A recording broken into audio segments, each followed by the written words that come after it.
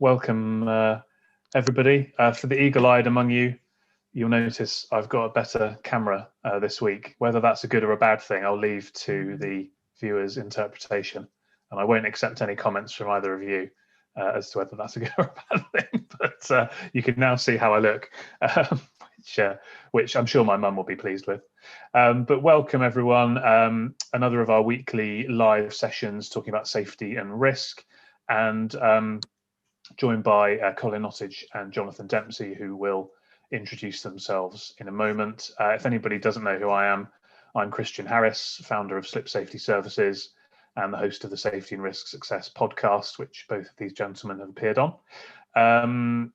Today, I thought we would go down a bit of a rabbit hole, potentially, kind of following up from our conversation last week about communication, and consider how do we know if a business is safe or not. So think about a scenario where, you know, you're, I don't know, a company in Australia approaches you and they want some advice because they've been watching some of our awesome LinkedIn Live content, and they say, well, how do I really know if I'm safe, or how would I know if company XYZ is doing well on safety?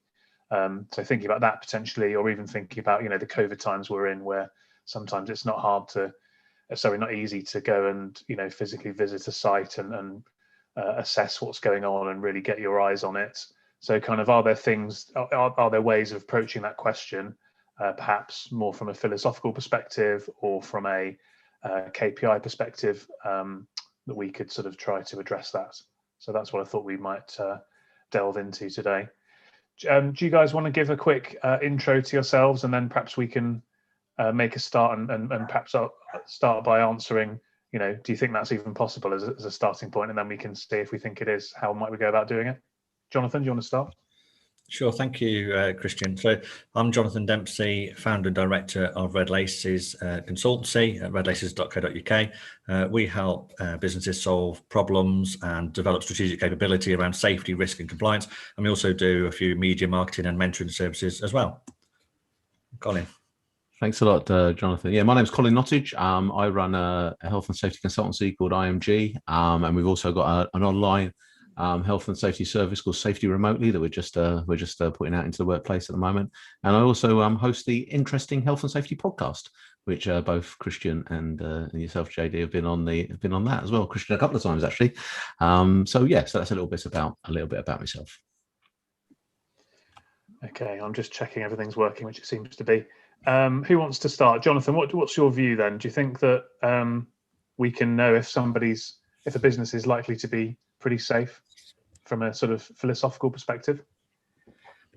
It's a question that you can answer very easily with a yes/no answer, or that people do seek to answer with a yes/no answer. And I think my view is that safety is not an absolute. So are we safe? Are we legal? Are we compliant?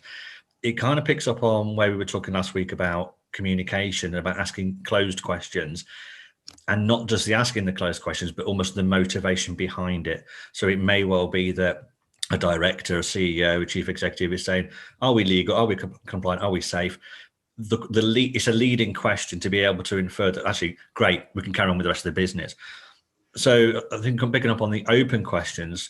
There are obviously degrees of safety. You can have a business or a site that is, you know, that you would walk into and you would feel like something bad could happen and is very likely to happen.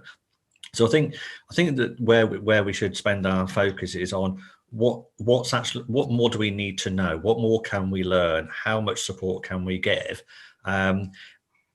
Because at the front line, it's all about people. And it's about people and their experiences and how they feel and the support and where they are.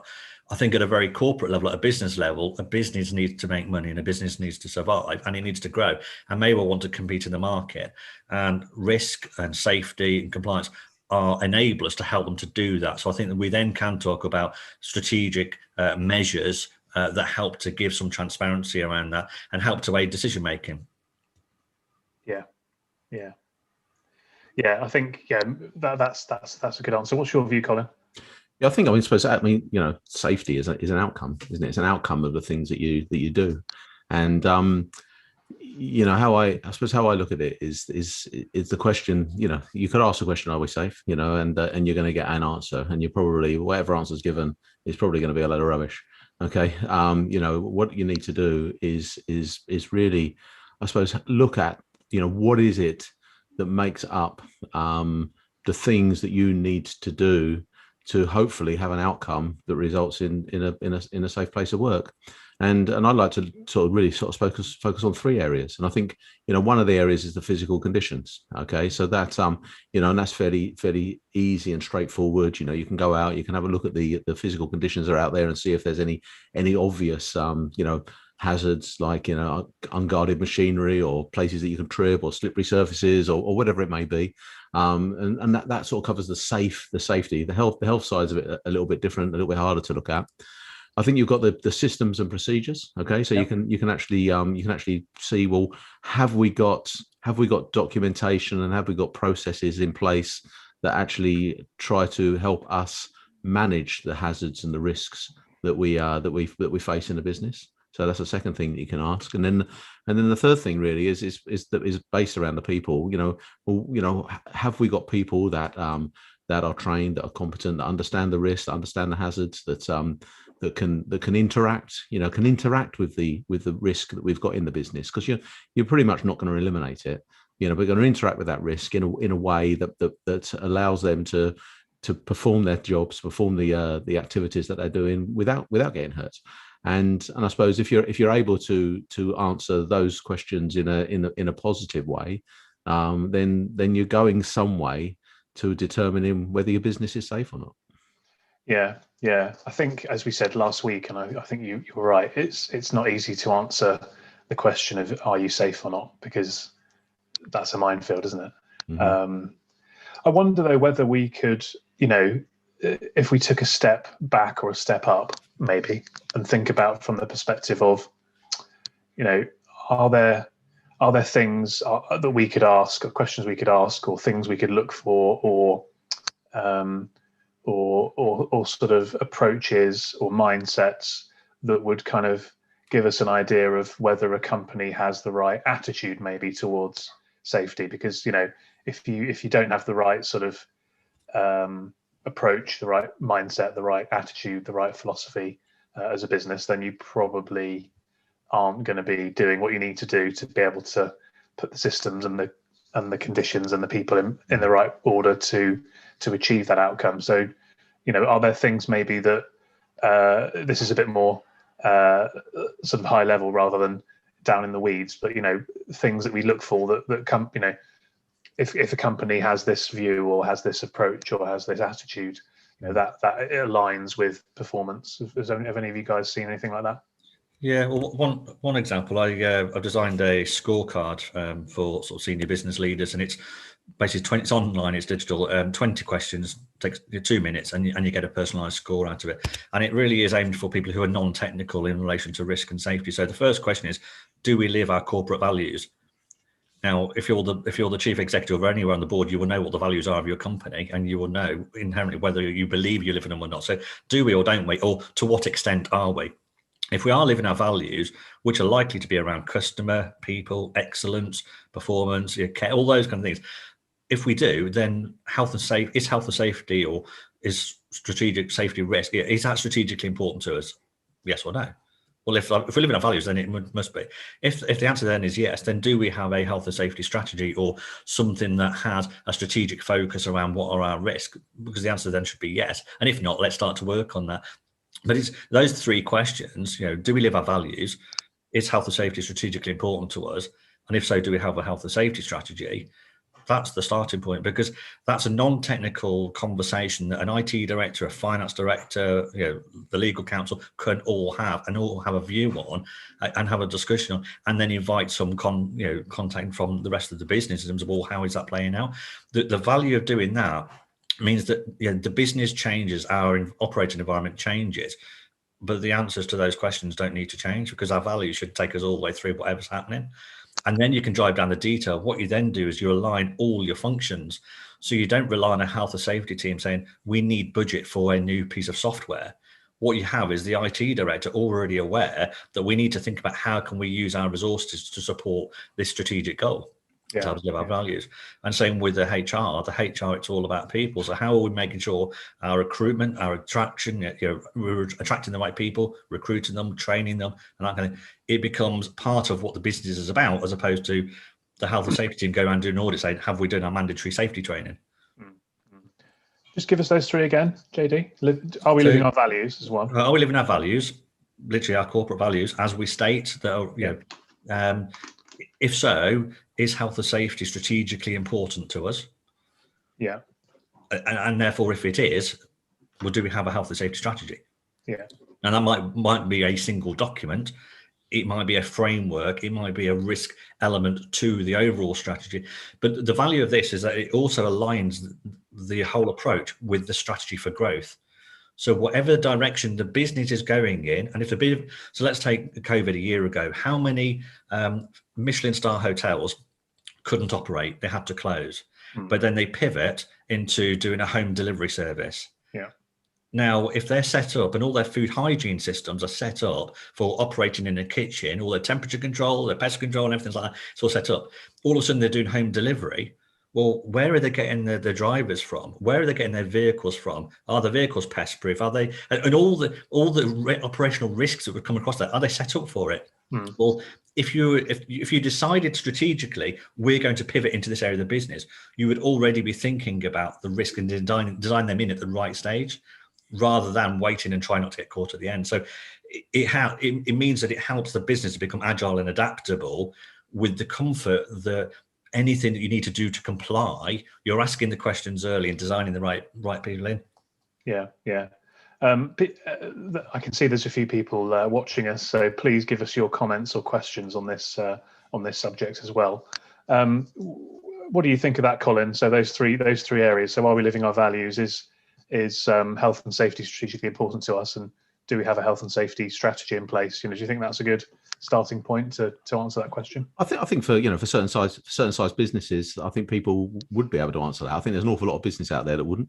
Yeah. I think there's a lot of companies that really, if you said what are your corporate values, they'd look at you quite blankly, and not really understand exactly what it is. They once you start to explain it to them and start to talk to them, I think that you could probably get an idea out of it. But and I don't disagree with what Jonathan's saying. I'm just saying that there's a lot of people wouldn't have considered that. And I think that's true. Sorry to interrupt, because actually somebody asked me, what are our corporate values, and I didn't have a good answer. So I kind of have an idea, I suppose, of what I think we should be doing and how we should be doing it, but I haven't formalized those into core values. So just supporting what you said, really. Yeah, and I think a question I like is what do we need to do to make our employees successful? I think that's a really nice way of asking. I think probably a lot of what JD's saying there, and it's what are the things that we need to put into place that allows the people that are doing the work to have a successful outcome, and what that successful outcome looks like is going to be based around a whole load of things. It's going to be based around enjoying what they do. It's going to be based around producing a good product or a good service. It's going to be based around doing it safely. It's going to be based around having the right environmental impact and the right quality. So there's a whole load of things in there. So I think okay, the question is how are we safe? But again, I suppose I don't really like the question. It's what do we do to make a good business, and being safe if you can is just part of that process, isn't it? Yeah, I agree. I mean, I think people often put safety and risk into a silo like they do other parts of the business, but actually, yeah, you're right. It should be all aligned and all working together, and and all pushing towards the same objective, which fundamentally is, making the business successful, as you say. Because if the business is successful, then that has benefits for all of the stakeholders. From the shareholders to the staff, to the customers, to the supply chain, to a wider social impact that we can help to create as well. If we're successful and profitable. So that is certainly a good a good thing to aim for. We've had a question through from Betty Marie saying, so how do you change the culture of business operations to focus more on the preemptive as opposed to the reactive? That's a good question, and one that I have to grapple with a lot. What any thoughts on that, JD? Yeah, I think the first thing you need to do is to recognize where you are. And I think the first thing, it's about recognizing where you are and being authentic at the same time. It'd be very easy to have an audit or a visit from an enforcement officer, realize things aren't very good and think, right, we need to change.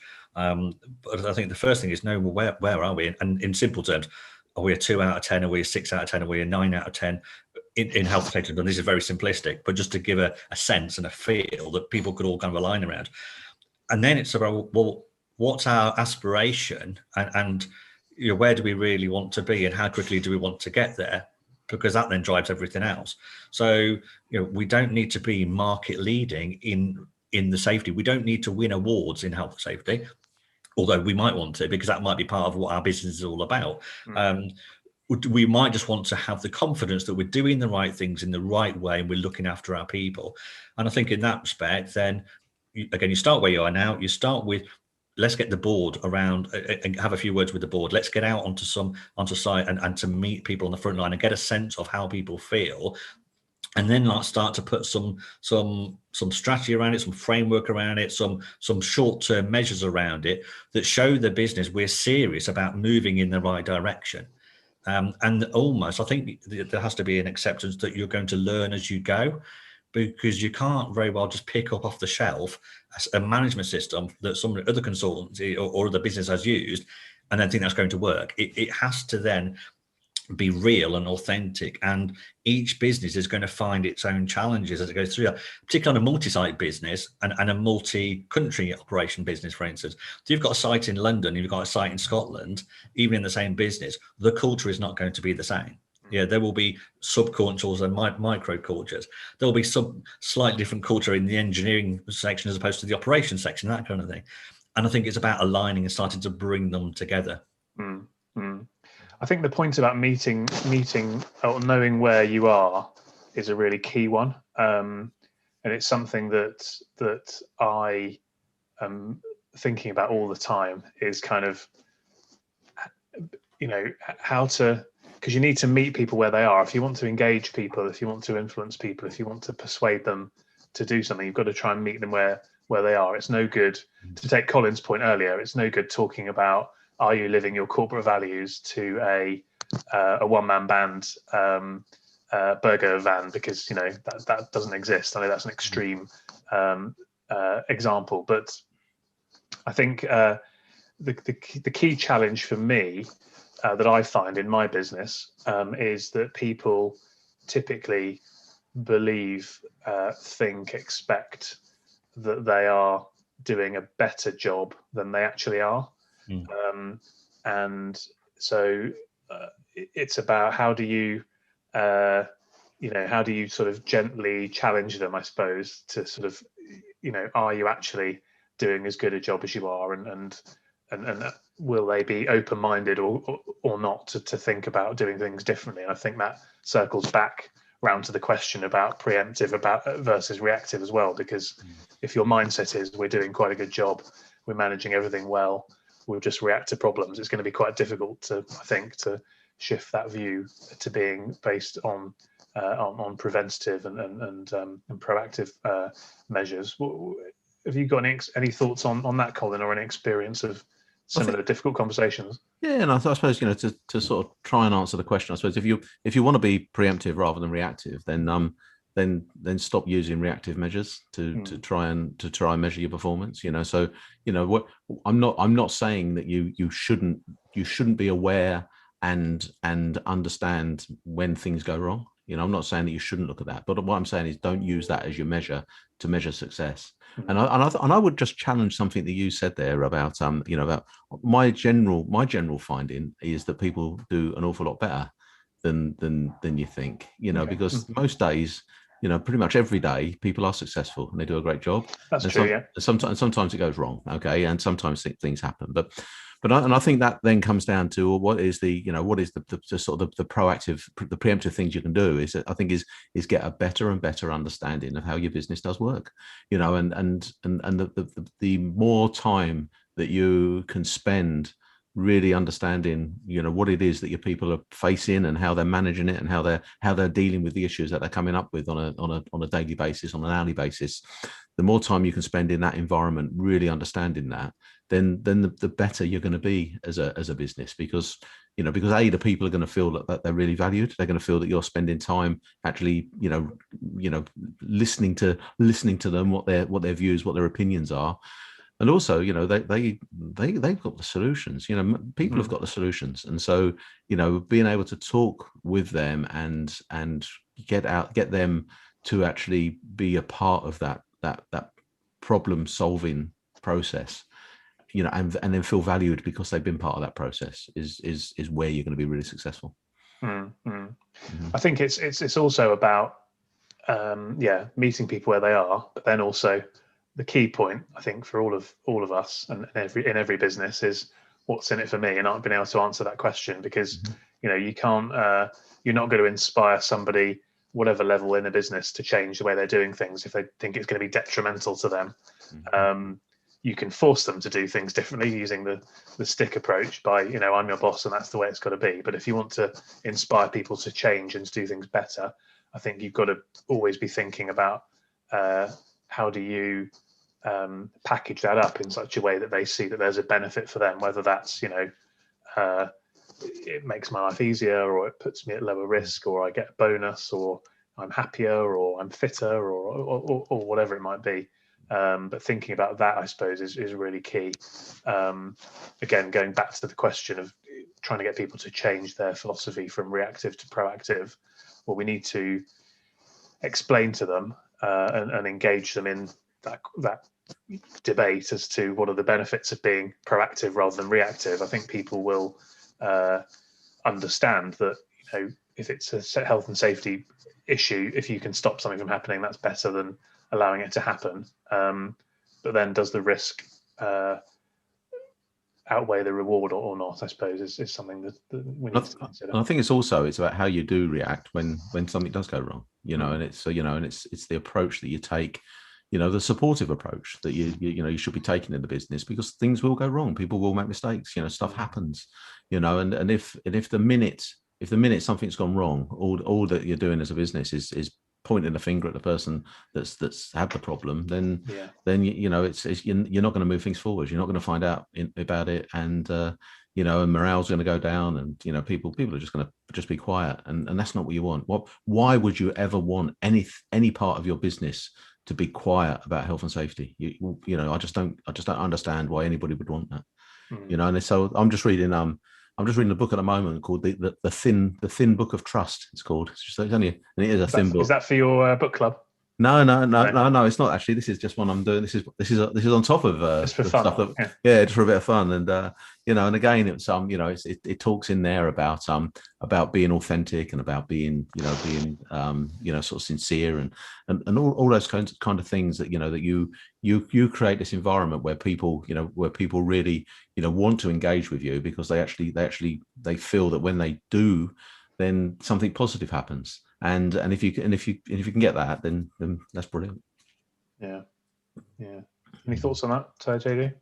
Yeah, I think I mean, trust and anything in this. If you're going to move forward, certainly if you're going to move from this kind of reactive to a proactive or whatever, if you're going to move forward as a business, then there has to be trust that what you're saying you're going to do, you're going to try and do, and that's why I come back to being authentic as well, because if let's just say you're a 3 out of 10 business when it comes to risk so far, and this might be because of it might be a takeover, it might be a merger or acquisition. So this isn't about blaming anybody. It's not a value judgment. This is just about the reality of where this business is.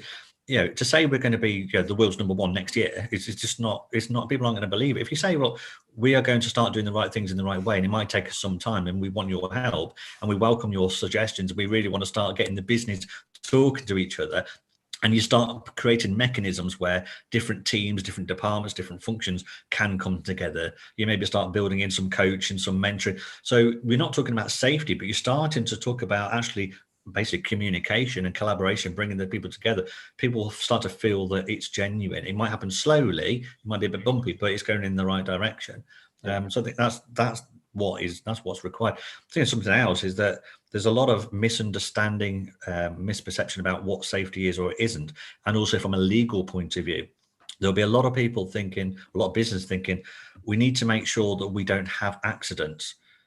What a lot of businesses won't realize, you could be prosecuted for not having carried out suitable and sufficient risk assessments. Yeah. Yet you could have a serious incident and have no enforcement action taken whatsoever.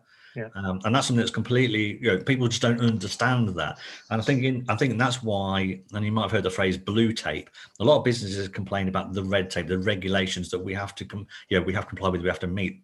And what a lot of more businesses do is they impose this extra level of bureaucracy on themselves, almost the fear factor that's called blue tape, where policies and procedures tie them in knots. So you end up with a really heavy bureaucratic management system, in theory, to kind of keep the business safe and protected, which probably doesn't do that because it's a bit clunky. And so it gives the safety a bad name. If you think about how many businesses have rewritten, or at least reviewed, if not rewritten, their health and safety policy in the last 12 months, the health safety policy that drives everything. So people's roles, people's responsibilities, functions, and everything that drives risk management. Most organizations have changed radically in the last 12 months. But if that health and safety policy is still the same document, that's probably a bigger problem. Mm-hmm. Yeah. And how often would you say that happens? In terms of reviewing health and safety policies, and I don't mean the annual statement. So there's the front cover statement that the chief exec would sign. Most businesses, on balance, my experience, tend to review that once a year, and they just update the date and the signature. Very rarely do they actually change the wording on it. The actual organisation and arrangements that sit beneath that say that this is what the different teams and functions do and their responsibilities and the arrangements. Very, very rarely do I see that fundamentally change. And of course, these things should be living documents, but they become not. So what I tend to see in lots of businesses is a gradual, or sometimes a rapid, divergence from what the policy said and actually the reality of what's going on in the business. And it should just be a tool to actually help businesses. It shouldn't be a document, and that's where that fear factor comes in. So a few quick changes: having the governance that is agile and adaptable, that's linked in with where the business is going, actually starts to turn something that's constraining the business potentially into an enabler and sources for innovation. Yeah. And who in the business doesn't want to get involved in new ideas to take the business forward? Yeah, and if you're diverging from what the policy says in reality, then you're opening yourself up for unsuccessful defences of, criminal or civil action, aren't you, as well? So there's lots of cans of worms that you're leaving yourself exposed to there. Yeah, and it doesn't necessarily mean that you're becoming less safe or, let's say, worse as an organisation, but there's a disconnect between where you think you are and where you are as a business. In many cases, you're probably safer because you're, as Colin has said, you're probably, what's happening is that the people actually doing the job are doing it in the right way and better than maybe what the policy says. Yeah. So actually the outcome you're achieving is better. But again, that doesn't, when it comes to defending a claim or something, it's not necessarily that. It's kind of, have you followed the strategy, isn't it? Yeah. I think the thing is you pat people on the back when it goes well, and then they get criticised when it goes wrong, and it may have been very, very similar decisions that they made for it to go well, for it to go wrong, but it's just the context was a little bit different. And I think going back to a point that Jonathan made, I thought was really good there, is that when you're looking at your policy, I mean, one of the fundamental parts of a policy is your arrangements, and it's usually one of the bits that's I mean, the policy statement of intent is usually boring, okay, and then you've got the duties and responsibilities that nobody ever really reads and understands, and then you've got the arrangements that often don't actually cover the risks and the hazards that the business are facing, and it's just and these things just get put together. They're cut and pasted documents that just get put into a business, and people think that are okay, and they're actually doing absolutely no purpose whatsoever. And when you think about what do you want, if you think about something as simple as a risk assessment, what an employee at the sharp end of a business wants out of that document might be a little bit different to what the manager wants out of that document, and the employee what they're really keen to do is ultimately not get hurt, because people don't like getting hurt, and it tends to be the people at the sharp end that the ones that pick up the pieces that get injured. Okay. So they really want something that's going to stop them getting hurt. I'm not saying a document can do it, but the process and the system and the thought process that you go through is that, what a lot of management want is they want something that's going to keep them out of jail, and stop them getting prosecuted. And sometimes the people that are writing the documents are writing them from the let's keep ourselves out of jail perspective, not let's not hurt anybody. And it's slightly different. It's a slightly different thing that you need to think about. So when you're coming to write these, write stuff, then involve both parties, involve the person that's doing the job and involve the person that doesn't want to go to prison. And if you can do that, then hopefully you'll end up with something that everybody's happy with. That works. Yeah. And picking on that point from Colin, the risk assessment, the risk management, that process should be a learning process, and it should be a challenge process. It should be, let's test this to see what are we missing. Let's test this to see where might this not be working, where might it not work. And what it tends to be in lots of organizations is an administrative task. So what's the activity? Let's describe the activity we're doing. Let's look at what the hazards are, look at what the controls are. And so controls will be training, it'll be signage. And sometimes it's literally a bullet point that will say training, signage. But if we follow through, say, well, what training? Who's delivering that? Is that the right training? Literally, and particularly for multi-site operations, if you've got 20, 30, 50 sites, 24/7 operations, having a risk assessment that kind of fits for a sunny afternoon, just outside your window, isn't necessarily going to work for 2 o'clock in winter, at night, somewhere else in north of Scotland or something. So it's picking up that risk assessment and not just reviewing it once a year, but keeping it alive and periodically getting people involved to say, how might this work and not work? Test it. Try not to almost try and cover yourself by having the risk assessment. Try and learn from it and involve your teams in it by testing it. And something else that I really don't see enough, and I think it really helps, is before you write a risk assessment, actually have a brief description of the context of what this risk assessment's all about. So generally, what are the activities? What is it you're doing? And then have as many risk assessments as link to that, because quite often you can read a risk assessment and not have a clue what this is actually in relation to. And so you'll get somebody review that, and it could be the health and safety team. A health and safety team will come around and do an annual audit and say, right, show me your risk assessments. And I read the risk assessments. Now, the legal test is that they are suitable and sufficient. And how, as a health and safety team, can I make any form of judgment of whether these are adding value if I don't even know what this is about and where it happens and what it's for? So again, this comes back to not are we legal, are we safe, are we compliant? It's like Colin said, how do we do our business? Is this really what we do? And when do we do something different? Yeah, and I think that's kind of I get what you said earlier, Colin, about actually, many businesses are doing a very good job because actually we're not seeing people getting hurt every day and so on and so forth. But my experience is that companies at the superficial level are doing quite well. So we've got this policy, we've got this, we've got that. But I think there's often a gap, like what we've been talking to here, that they're not engaging with the people doing the work. It's not a living, breathing document, et cetera, et cetera. And so I think it's kind of that level down where I see the deficiencies, if that's the right word, cropping up in my little niche area anyway. It looks good on the surface, but when you sort of pull the covers back a bit, there's a lot of improvement that could be made. I suppose, if the floor is really clean, just taking your case, if the floor is really clean, and do you need the form to say that it's really clean?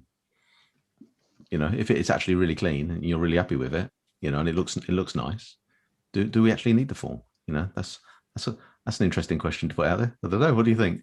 Depends where the floor is. I would be my view, and because if it was in a swimming pool or a kitchen where it's unquestionable that the floor is going to get wet or contaminated, then actually the duty of care is a bit higher, because we'd need to know that it's properly clean, because a floor could look clean and look nice, but actually be, you could, for example, you could put some polish onto a floor around a swimming pool, make it look lovely, but actually you've made it more dangerous. A fair point. Yeah. Mm-hmm. So I think it does depend, but yeah, you're right. You can't go.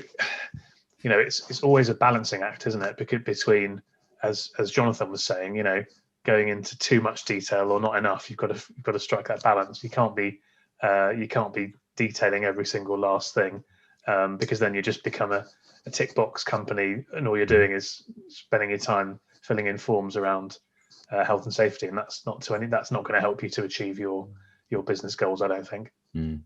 Again, that's where some of the efficiency can come in from the management system, because what you tend to have is, as Colin said, you'll have the arrangement section of a safety policy, and you might then, if you effectively have, for argument's sake, if you just said like each arrangement has 10 pages, so you might have 10 pages on display screen equipment, just 10 pages on slips and trips and whatever.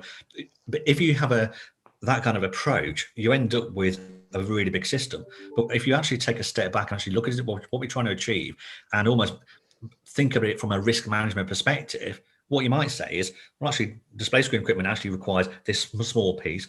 This, slips around swimming pool needs this, fire safety needs this, and so you actually have something that's very agile and a risk-based risk management system.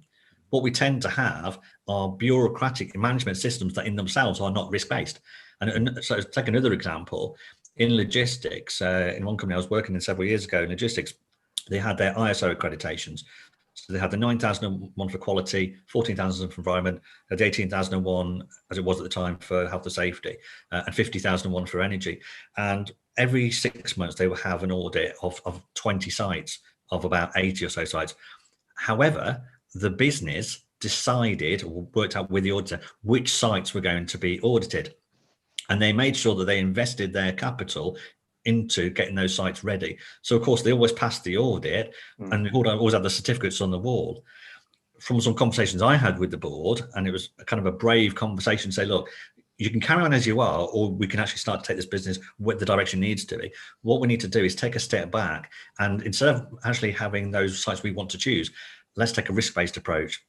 Let's put our energy and our resource into a risk-based framework, and let's really find out what's going on in the business, coming back to Colin's point, because then we know and we can make decisions based on what we find out.